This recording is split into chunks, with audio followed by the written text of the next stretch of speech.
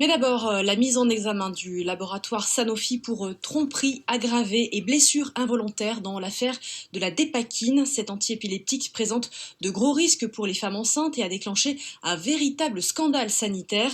Les familles dont les enfants souffrent de handicap et de troubles neurologiques sont soulagées, comme cette mère de 3 enfants rencontrée à Saint-Chamond par Sylvie Bosquiero et Sandra Méallier. Épileptique depuis l'adolescence, Valérie Torrent a pris de la dépakine pendant ses grossesses sans savoir que ce médicament pouvait avoir de graves effets sur le développement du fœtus. Ses 3 enfants souffrent de divers handicaps.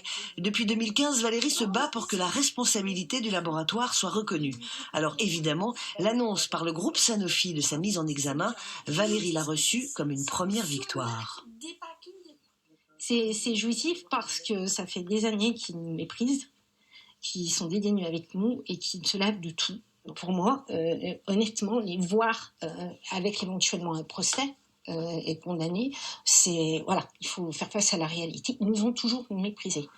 La dépakine est commercialisée par Sanofi depuis 1967. En 2016, une enquête a été ouverte sur une éventuelle tromperie du laboratoire concernant l'utilisation de la dépakine chez les femmes enceintes. Pour l'association des familles qui a donné l'alerte, cette mise en examen va permettre d'éclaircir les différentes responsabilités.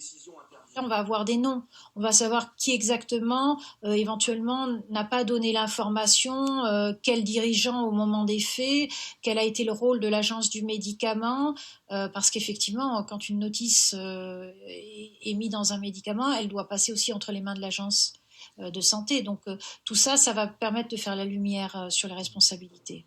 Pour l'heure, seule réaction de Sanofi, se communiquer, affirmant que pour le groupe, cette mesure permettra de démontrer qu'il a respecté son obligation d'information. Mais pour Valérie, un éventuel procès serait enfin une reconnaissance.